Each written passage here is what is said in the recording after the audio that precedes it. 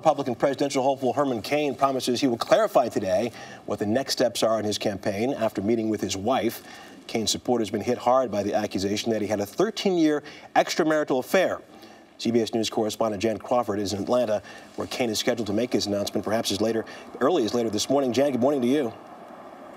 Well, good morning, Russ. Let me ask you, what are you hearing at this hour? Is Herman Cain going to say goodbye today?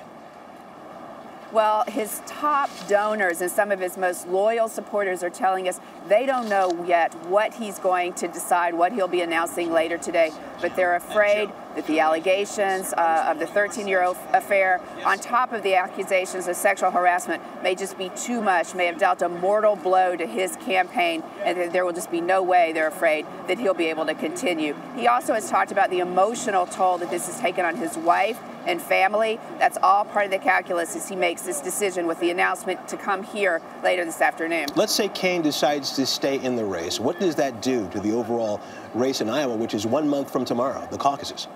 Well, that's a great question, because we've all been focusing on what if he gets out, what's this going to mean, who benefits, does Newt benefit, Gingrich benefit, but what if he stays in? And of course, he hasn't ruled it out yet. He said he's considering all the options. But if he stays in, it's going to be really interesting to the race. His poll numbers have gone down dramatically in Iowa, for example. He was a front runner there. Now he's back in the second tier, but he's still polling, even with all these allegations, he's still polling at 8%. That may not sound like much, but that's quite a lot of votes that you could take away from someone who's trying to assemble enough votes to go head-to-head with Mitt Romney. So he still could have an impact on this race if he stays in, even though he may not win it. Jan Crawford in Atlanta, as always, thank you so much.